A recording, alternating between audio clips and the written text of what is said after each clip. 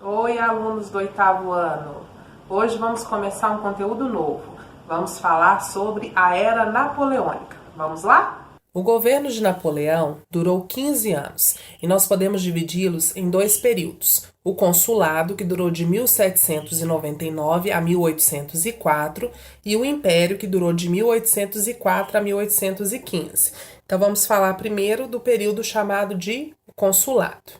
O consulado, ele foi instituído às pressas através de uma constituição votada assim que Napoleão aplica o golpe 18 Brumário. Essa nova constituição mantém o regime republicano, dá enormes poderes a Napoleão, onde ele podia propor leis, declarar guerras, firmar a paz. Ele manda prender adversários políticos e instituir uma severa censura à imprensa. O governo do consulado ele é exercido por 3 cônsules, mas Napoleão é o primeiro cônsul, então ele acaba tendo mais poder do que os outros dois. Os jornais, as revistas só podiam publicar aquilo que o governo permitia, e eles eram obrigados a fazer propaganda dos atos do primeiro cônsul, que era Napoleão. Um dos exemplos desse desejo dele de se autopromover foi a construção do Arco do Triunfo em 1806. O Arco do Triunfo é um importante ponto turístico de Paris. Então tem uma fotografia aí para vocês verem o Arco do Triunfo. Então ele foi um monumento construído a pedido de Napoleão para se autopromover. No comando aí do Estado francês, Napoleão fortalece a economia, aumentando muito a sua popularidade e o seu poder. As medidas tomadas aí para fortalecer a economia foram, por exemplo, a criação de uma nova moeda, o franco, a fundação do Banco da França, por meio do qual ele controlava a inflação e fazia empréstimos à indústria e ao comércio, a construção de estradas e pontes para facilitar o transporte de mercadorias na França. Então, todas essas medidas contribuem para fortalecer o capitalismo francês. Por meio da imprensa e da educação, Napoleão procura conferir legitimidade ao seu governo. Então, a propaganda napoleônica, que estimulava o culto ao imperador, acaba invadindo as salas de aulas e os jornais. Essa questão da popularidade de Napoleão, a gente consegue perceber isso até nos dias de hoje. Quando a gente vê uma imagem de Napoleão, a grande maioria das pessoas é capaz de reconhecer. Se a gente vê numa galeria de artes aí personagens da história, a gente consegue perceber quem é Napoleão pela representação dele. Ele era baixo, né, pequeno, o cabelo sempre escovado para frente sobre a testa, essa mão enfiada no colete sempre entreaberto, são características muito fortes e que ficaram marcadas, né? Então a popularidade de Napoleão foi muito grande dentro, fora da França, e é um personagem histórico que a gente consegue reconhecer facilmente. Voltando a falar das áreas aí onde Napoleão contribuiu bastante, vamos falar sobre a área da educação. Na área da educação, o governo napoleônico incentivou a escola primária gratuita e obrigatória, criou ginásios e liceus nas grandes cidades e um centro de formação de professores na capital, em Paris. Além disso, ele promoveu a criação de uma universidade que era subordinada ao Estado, que coordenava as faculdades destinadas a formar quadros técnicos e políticos. No tocante à política religiosa, o governo de Napoleão era anticlerical, mas ele soube conquistar o apoio das igrejas, conforme convinha aos interesses políticos, é claro, né? Então ele tinha acordos com a Igreja Católica, mas, por outro lado, ele também empenhou-se em conquistar o apoio de pastores luteranos e calvinistas, porque a presença do protestantismo na França era bastante significativa, então ele não podia subestimar isso, né, e se aliar apenas à Igreja Católica. Então, esse tipo de política aí também ajuda a explicar essa enorme popularidade de Napoleão durante o tempo em que ele esteve no poder. Na área do direito, Napoleão cria o Código Civil Napoleônico. É um código civil que é o nome de Código Napoleônico. Ele serviu de exemplo para vários países, inclusive o nosso, o Brasil. Era um código que abolia definitivamente os privilégios do clero e da nobreza, protegia o direito à propriedade privada, separava o casamento civil do religioso e afirmava a igualdade de todos perante a lei. Da mesma maneira que tinham essas medidas aí super positivas, tinha também uma questão de controle, onde o Código Napoleônico proibia os sindicatos e as greves e mantinha a mulher submetida ao marido. Napoleão aproveitou dessa popularidade dele que estava elevada e promove um plebiscito em 1802. Então ele consulta o povo e aí ele consegue transformar o cargo que ele tinha, né, de primeiro cônsul em cônsul vitalício, ou seja, ele seria cônsul enquanto ele vivesse e ainda com o direito de indicar o sucessor dele. 2 anos depois, em 1804, Napoleão faz uma nova consulta à população, onde ele pergunta ao povo se o povo quer que ele seja o imperador. E aí ele acaba sendo aclamado imperador dos franceses. Em dezembro de 1804, no dia 2 de dezembro, ele é coroado e aí acaba esse período chamado de consulado e começa um novo período que é o Império, que vai de 1804 até 1815. Nesse período, o Império, uma marca muito importante é a trajetória de Napoleão através das guerras, né? Esse expansionismo militar era uma característica muito forte, um traço do Império Napoleônico. Esse traço aparece geralmente associado à ideia de sucesso, de poder. Só que, por um lado, significou sim riqueza e glória para poucos, mas para muitos isso significou perdas materiais e humanas. Então a oposição ao governo de Napoleão passou a ser muito grande, tanto fora quanto dentro da França. A Inglaterra, que era a maior potência industrial da época, tinha muito medo desse poder econômico da França. A França vinha se desenvolvendo muito bem na área industrial, então logo seria uma concorrente forte no mercado europeu.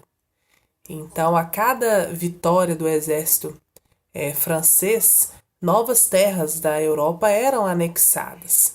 E isso significava o quê? Mais mercados consumidores. Então, a Inglaterra se sentia ameaçada diretamente por esse crescimento da França.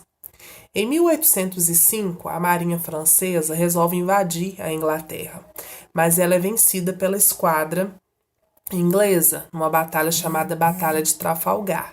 A gente sabe que a marinha inglesa era muito poderosa. Só que por terra, Napoleão, o exército de Napoleão, ia vencendo inimigos, mais numerosos, mais bem armados, mas o grande desejo de Napoleão era conquistar a Inglaterra. Em menos de 2 anos, começando a contar aí de 1805, ele consegue derrotar a Áustria, a Rússia e a Prússia, que eram países que tinham se aliado à Inglaterra e eram grandes rivais da França. Só que o maior desejo de Napoleão ainda não tinha sido conquistado, né? Que era vencer a poderosa Grã-Bretanha. Não podemos deixar de falar também que esses estados absolutistas, a própria Inglaterra, Prússia, Áustria, Rússia, eles tinham muito medo que as ideias francesas, né, essas ideias revolucionárias que nasceram com a Revolução Francesa, se espalhassem pelos territórios delas. A Grã-Bretanha, que era a maior potência naval e industrial, temia concorrência no mercado europeu, mas as outras nações, Prússia, Áustria e Rússia, tinham medo de que essas ideias revolucionárias chegassem a seus estados absolutistas e houvesse um desejo também de acabar com o absolutismo nessas nações. Então, cada uma das nações rivais, inimigas da França, tinham aí interesses em derrotar a França para que aquilo que já tinha acontecido dentro da França não se espalhasse para as outras nações. E no caso da Inglaterra, o interesse da Inglaterra aí era conter mesmo o crescimento econômico. Mas quais eram os planos de Napoleão para vencer a poderosa Rainha dos Mares? Atacar a Inglaterra por mar era muito difícil, né? A Inglaterra sendo uma ilha, ela só podia ser atacada por mar. E a marinha inglesa era muito forte. Então, Napoleão pensou num plano onde ele decretou o chamado bloqueio continental, onde nenhum país europeu poderia mais comerciar com a Inglaterra ou receber os navios ingleses em seus portos. A ideia de Napoleão aí era arruinar a economia da Inglaterra para depois conseguir conquistá-la. Inicialmente, o plano parecia que tinha dado certo, Mas logo se soube que os produtos ingleses continuavam entrando na Europa por diversos pontos, inclusive Portugal. Portugal era um grande aliado inglês. Diante disso, o que Napoleão manda fazer? Manda invadir Portugal. O príncipe regente de Portugal, Dom João, ele realiza então um plano antigo que os portugueses já tinham, que é de transferir a corte portuguesa para cá, para o Brasil, que era a colônia, a maior colônia dos portugueses nesse momento. Então a família real vem para o Brasil, chega aqui em 1808, mais ou menos 15 mil pessoas, né? Além da família real, outros nobres e súditos. Apesar da resistência dos povos dominados, várias conquistas do exército francês foram seguindo, né? Então, de fato, Napoleão invade Portugal, fica dominando ali Portugal durante um tempo e continua suas conquistas pelo continente europeu. A maior extensão conquistada pelos franceses se dá aí até o ano de 1812, quando o Império Napoleônico atinge a sua maior extensão. Vocês têm um mapa aí na página 70 que mostra a imensidão aí conquistada pelo Napoleão. As reações ao militarismo bonapartista acontecem tanto dentro quanto fora da França. Dentro da França, Napoleão era duramente criticado. Então, as guerras napoleônicas, elas tinham matado milhares de franceses, tinham sufocado os ideais da Revolução Francesa, principalmente o ideal de liberdade, né? Essa questão de Napoleão, desde que ele era primeiro cônsul, onde ele censurou os jornais, as revistas, os livros, né, autopromover, fazer propaganda do seu governo, é vista como um desrespeito ao ideal de liberdade que foi tão propagado aí pela Revolução Francesa. Fora da França, os povos dominados pelo Império Francês reagiam aos opositores, aos conquistadores. Um caso aí, um exemplo muito importante é a Espanha, onde a reação do povo foi tão grande que Napoleão teve que recuar, ele teve que ceder. O trono espanhol era ocupado por José Bonaparte, irmão de Napoleão, e ele teve que devolver o trono para a família real espanhola. O bloqueio continental também não tinha surtido o efeito que Napoleão esperava. Primeiro, porque os ingleses continuavam vendendo seus produtos industrializados na Europa e na América. E segundo, porque nações como a Inglaterra, que era uma nação agrária, ela tinha a Inglaterra como uma grande cliente. Então, enquanto a Rússia obedecia aí o bloqueio continental, ela não conseguia vender para a Inglaterra. E isso era causa de grandes prejuízos. Então, a Rússia rompe o bloqueio continental.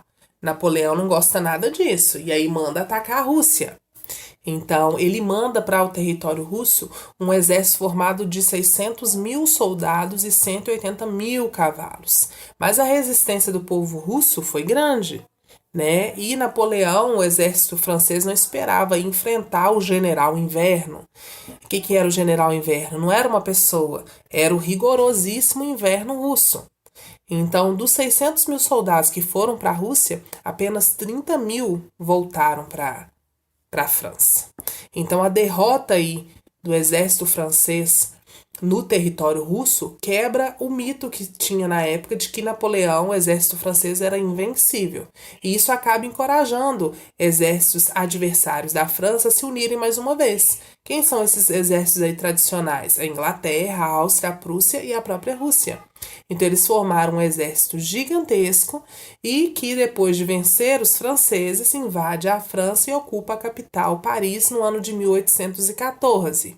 Depois disso, Napoleão é enviado para uma ilha chamada Ilha de Elba, no mar Mediterrâneo, onde ele fica com 1.000 soldados obedecendo às suas ordens. O trono francês, então, é ocupado por Luís XVIII, que era irmão de Luís XVI, aquele rei francês, o último rei francês, que tinha sido guilhotinado durante a Revolução Francesa. Só que Napoleão não vai desistir do poder, não. Então, lá no início de 1815, ele consegue fugir dessa ilha de Elba, acompanhado de 800 soldados. Ele desembarca na França, onde ele é recebido como herói. E enquanto ele vai marchando em direção a Paris, as tropas que o rei francês mandou para poder prender Napoleão acabaram se unindo aos 800 homens de Napoleão. Então, Luís XVIII não era uma pessoa popular, né? E vendo que o exército que ele mandou para prender Napoleão ficou do lado de Napoleão, Luís XVIII resolve fugir da França e aí Napoleão consegue assumir o lugar do rei. Então, Napoleão consegue governar aí por mais 3 meses, até que os ingleses lideram uma nova coligação militar com mais de 1 milhão de soldados e aí eles derrotam definitivamente as forças de Napoleão Bonaparte na Batalha de Waterloo, no ano de 1815. Aí Napoleão é preso, né, pelos seus inimigos e mandado para uma outra ilha chamada Santa Helena, que é uma ilha bem pequenininha, localizada no Oceano Atlântico, onde ele fica até ele morrer no ano de 1821.